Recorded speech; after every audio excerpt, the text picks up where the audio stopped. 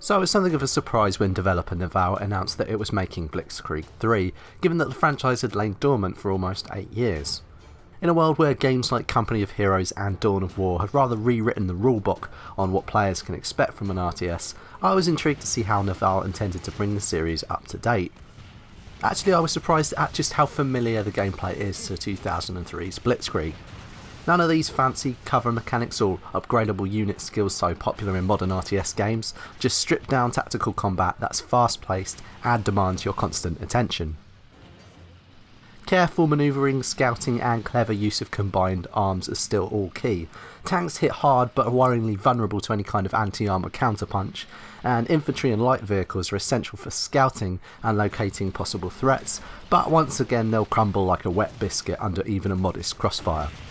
Each new zone must be cleared quickly, efficiently and with brutal force, otherwise your troops will be whittled away to nothing by the time you reach your objective. In terms of gameplay then, so far so familiar.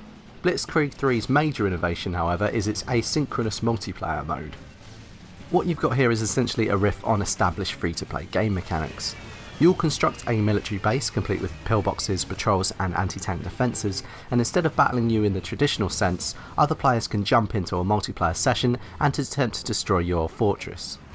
They're not playing you directly, they're taking on AI commanders who will control the units and structures that you have in your defensive zone.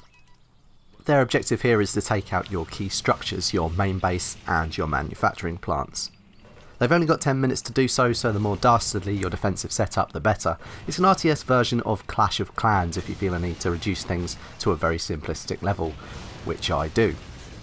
As you destroy enemy bases yourself in this manner, you'll earn upgrade points for your base, giving you access to new maps, new units and new structures. Naval's aim here is to provide a quick burst of gameplay that's perfect for today's helter-skelter world, where you don't always have time to settle down for an hour-long match. It's a risky move I think, considering the game omits the more traditional competitive matchups that a certain portion of RTS fans typically focus on, but for lily-livered cowards like me, who do their best to avoid any sort of direct competition, it's a neat way to jump into the game and mess around for a bit without committing to an out-and-out battle. That 10-minute time limit keeps things nice and quick. There's also a couple of nice touches. For one, you can try and destroy your own base in what Naval calls selfie multiplayer, slightly annoyingly, and you can also watch a full replay when an opponent figures out how to defeat your own base.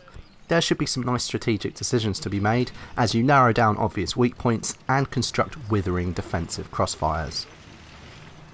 So the asynchronous multiplayer provides a quick blast of action, but for a real challenge you'll head over to the single player campaigns.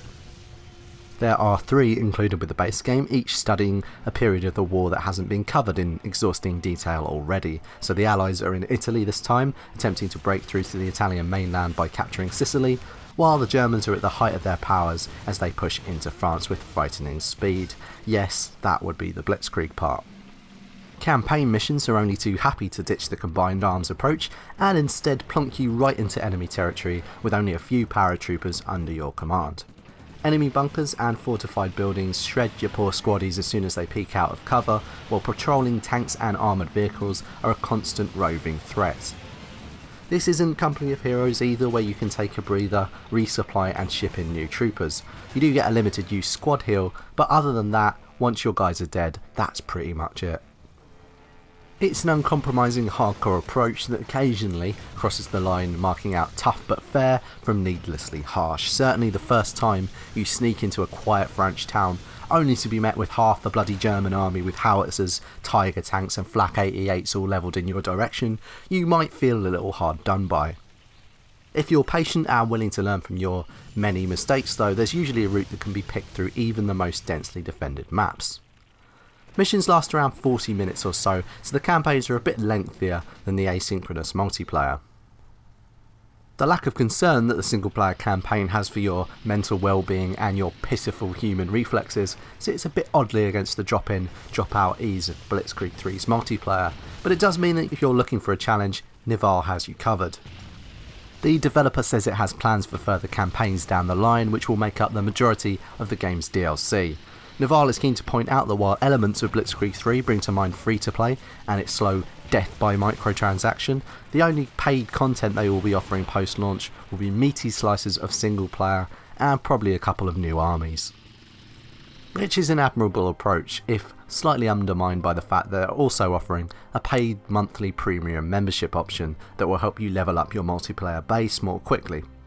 Naval assures me that this won't mean the base building is a slow grind for the non-paying customer, but it was still the one point that struck just a note of caution with me in a game that otherwise feels very solid indeed. Blitzkrieg 3 is only in the early days of alpha testing right now, and it's set to move into early access in the next couple of months. There's still plenty of time for Naval to settle those concerns by explaining in more detail just what exactly that premium membership offers. Other than that small caveat though, Blitzkrieg 3 looks likely to offer a polished, retro slice of RTS combat that should cater to both casual and hardcore fans.